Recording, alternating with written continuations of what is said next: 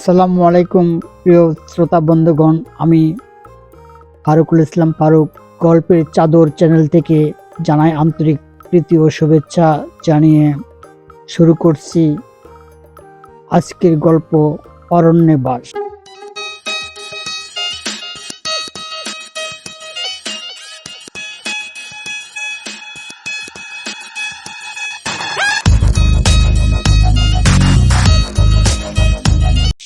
একদিন বনভোজন করতে গিয়েছে অনেকেই, একটি গাড়ি করে বেশ কয়েকটা ফ্যামিলি মিলে তারা বনভোজন করতে যাবে। সবাই রওনা দিচ্ছে। বিরাট এক বন, সেই চট্টগ্রামের পাহাড়ি বন। সেখানে তারা বনভোজন করবে, অর্থাৎ পিকনিক করবে। সবাই গাড়ি করে রওনা করছে। অনেকেই সেই গাড়ির মধ্যে আনন্দ ফুর্তি গান বাজনা করতে করতে সেই তাদের গন্তব্যস্থলে পৌঁছে গেল। সবাই বনের ধারে বসে গল্প করছে, কেউ খেলা করছে, কেউ গান করছে। এর মধ্যে একটি ফ্যামিলি, তার একটি মেয়ে, ছোট্ট মেয়ে, 4 থেকে 5 বছর বয়সের মেয়ে, এবং তার বাবা এবং মা, এই 3 জন পরিবারে। তারা 3 জনেই খেলা করছে, গল্প গুজব করছে। তারা আলাপ করতে করতে তার সেই ছোট্ট মেয়েটি বেড়াতে বেড়াতে চলে যায় বনের ভিতরে। বনের ভিতরে যে পথ হারিয়ে ফেলে, আর পথ খুঁজে পায় না। এদিকে তার মা বাবা তাকিয়ে দেখি তাদের পাশে তার ছোট্ট মেয়েটি নেই। তখন তারা কি করবে, খুঁজতে লাগলো। সবাইকে বলল যে আমার মেয়েকে খুঁজে পাচ্ছি না, আপনারা একটু দেখুন, আপনারা একটু খোঁজ করুন। সেই ছোট্ট মেয়েটির মা বাবা কাঁদতে লাগলো এবং দৌড়ে খুঁজতে লাগলো। সবাই খোঁজাখুঁজি করতে লাগলো, কিন্তু কেউ কোথাও খুঁজে পেল না। সেই ছোট্ট মেয়ে পথ হারিয়ে আরো গভীর জঙ্গলে সে চলে গেল এবং মা বাবা বলে চিৎকার করতে লাগলো। সেই ছোট্ট মেয়েটি পথ খুঁজে না পেয়ে বনের মধ্যে হারিয়ে গেল। তার মা বাবাকে ডাকছে, মা মা, বাবা বাবা, আমাকে নিয়ে যাও, আমি হারিয়ে গেছি। এদিকে তার মা বাবাও খুঁজতেছে, কাঁদতেছে, আমার মেয়ে কোথায়। সবাইকে বলতেছি আমার মেয়েকে এনে দাও। কান্নায় বুক ফেটে যায় মা বাবার। সেই আনন্দ মুহূর্তে পিকনিক তাদের আর করা হলো না। সবাই দুঃখ ভরা মনে নিয়ে সন্ধ্যা হয়ে গেল, তাও মেয়েটির খোঁজ পেল না। তারা বিমুখ হয়ে তারা আবার সেই চট্টগ্রামের থানায় তারা এজাহার করলো যে আমার মেয়ে হারিয়ে গেছে এই বনে, আপনারা খুঁজে বের করে দেন। তখন সেই থানার যে ওসি ছিলেন, তো কেস ফাইল করলেন যে ঠিক আছে, আপনারা চিন্তা করবেন না। তো মেয়েটির কোনো ছবি আছে আপনাদের কাছে? বলে হ্যাঁ। তখন মোবাইল থেকে তার ছবিটি দেখায় যে এটি আমার মেয়ে।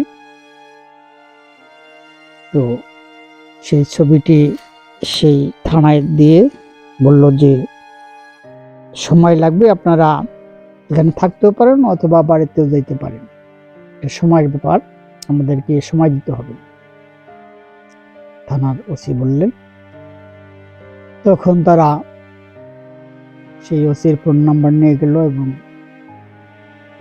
বললো যে আপনি তাদেরও ফোন নাম্বার দিয়ে দিল যে জানা মাত্রে আমাদেরকে জানাবেন। বলে ঠিক আছে, সমস্যা নয়, আমরা জানা মাত্রে আপনাদেরকে ফোন করে জানাবো। তখন সেই ছোট্ট মেয়েটির মা বাবা ভারাক্রান্ত মনে ফিরে এলো বাড়ি। চিন্তায় তাদের ঘুম হয় না। 1 দিন 2 দিন 3 দিন যায়। সেই চট্টগ্রামের থানার ওসি আর খুঁজে পায় না মেয়েটিকে। অনেক খোঁজাখুঁজি করে বনের মধ্যে, কিন্তু কোথাও সেই মেয়েটিকে খুঁজে পায় না। তখন সেই মেয়েটি বনের মধ্যে ঘুরতে ঘুরতে সন্ধ্যা হয়ে গেল, রাত্রি হয়ে গেল। তখন কি করবে, কোথায় থাকবে? কাঁদতে লাগলো। তখন মেয়েটি ক্লান্ত হয়ে একটি গাছের গুহায় বসে ঘুমিয়ে পড়ল। এদিকে সেই বনের বাঘ ভাল্লুক মানুষের গন্ধ পেয়ে খুঁজতে লাগলো কোথায় মানবের গন্ধ পাওয়া যায়। সব আসলো, বাঘ ভাল্লুক আস্তে আস্তে সেই মানুষের গন্ধ পেয়ে এগোতে লাগলো। সেই ছোট্ট মেয়েটির কাছে সব বাঘ ভাল্লুক সিংহ সব ঘেরাও করে আসলো। তখন সেই বনের বাঘ ভাল্লুক সিংহ ঘেরাও করে দেখে ছোট্ট একটি মেয়ে, ফুটফুটে ছোট্ট মেয়ে ঘুমিয়ে আছে। তখন সেই পশুরা বলল, ছোট্ট একটি মেয়ে, এই সিংহ হলো বনের রাজা। তখন সেই বনের রাজা বলল, এই তোরা এই ছোট্ট মেয়েটি খাবি না, তোদের এই ছোট্ট মেয়েটি তোরা যদি খাস, এক টুকরা করে কারো ভাগে হবে না, কারো পেট ভরবে না। কাজেই এই মেয়েটিকে তোরা খাবে না, কেউ খাবে না। যদি কেউ ওকে মেয়েটাকে খাস, তাহলে তার জীবন আমি শেষ করে ফেলে দেব। সেই বনের রাজা সিংহ বলল। তখন বনের রাজা যেহেতু বলল, নিষেধ করলো, তখন তারা সবাই রাজি হলো, আচ্ছা ঠিক আছে, আমরা খাবো না। তখন সেই সিংহ বলল, আজ থেকে সবাই পাহারা দিবি, এই মেয়েটির যাতে কিচ্ছু না হয়। সব ধরনের পশু পাখি এসে মিটিং করলো।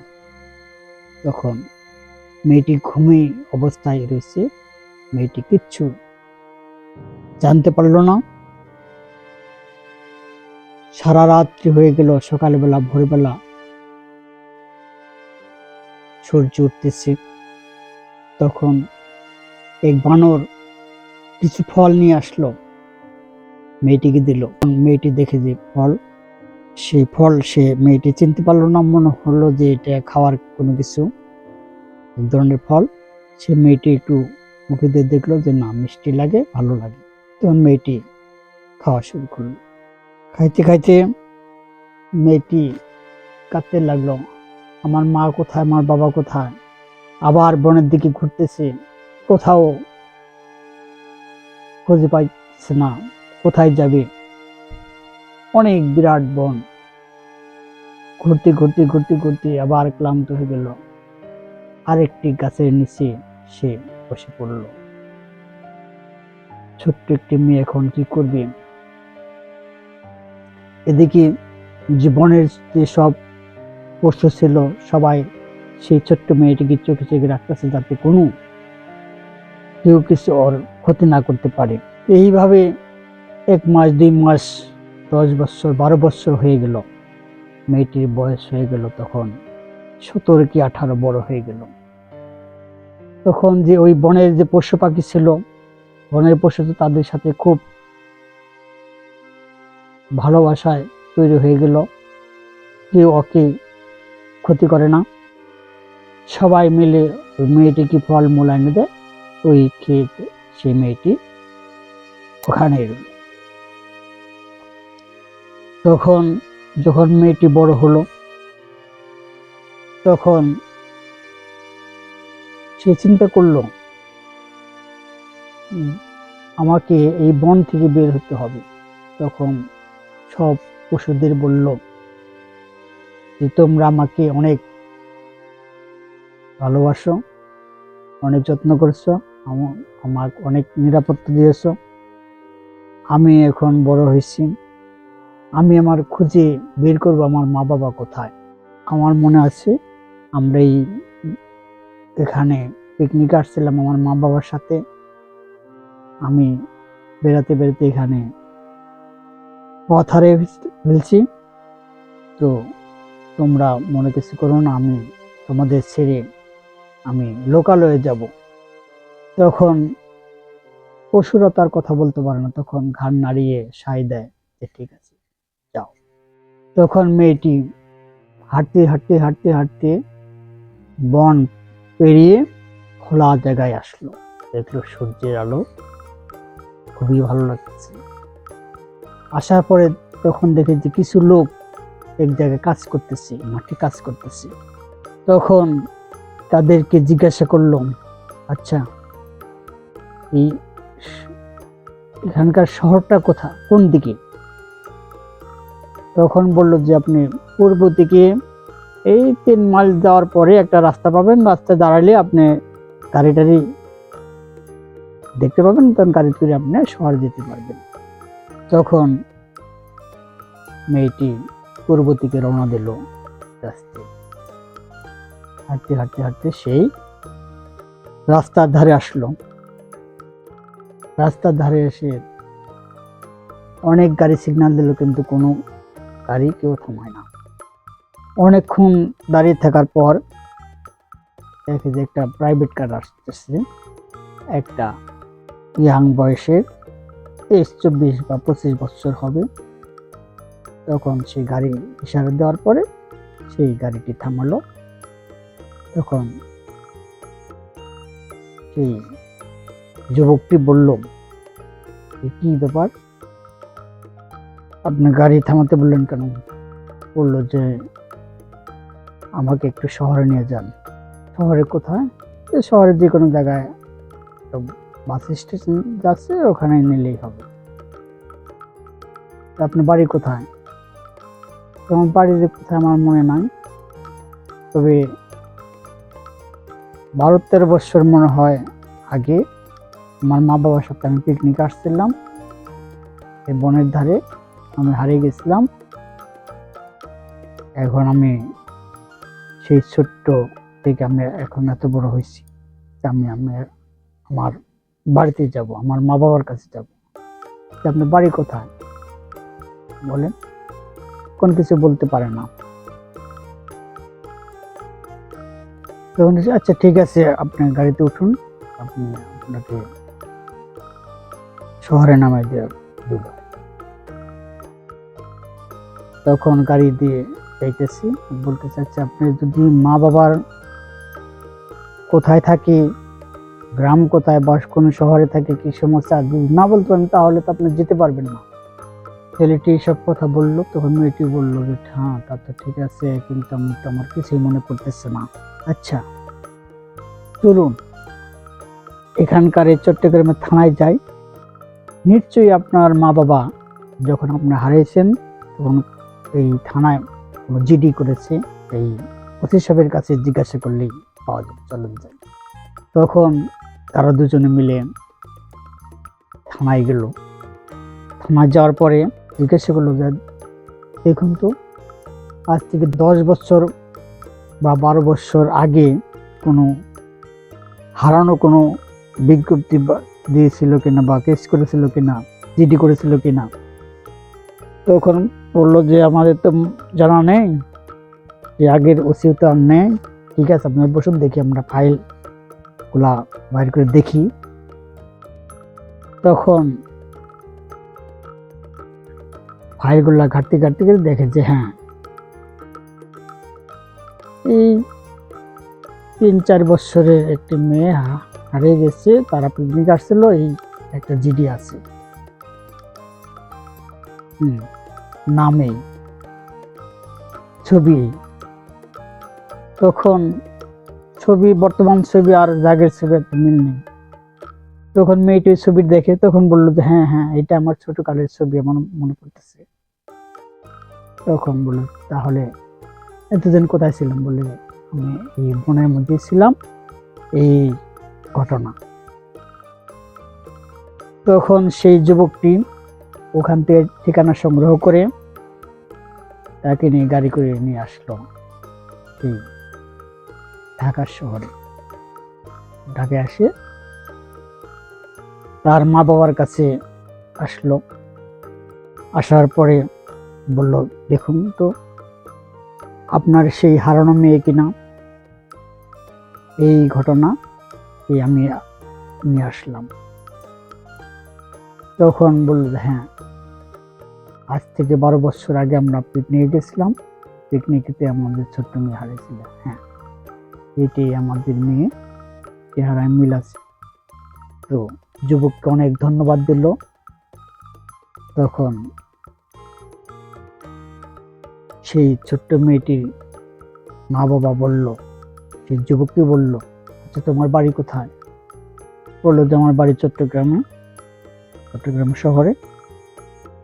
তুমি কি করো? বললো আমি ব্যবসা করি।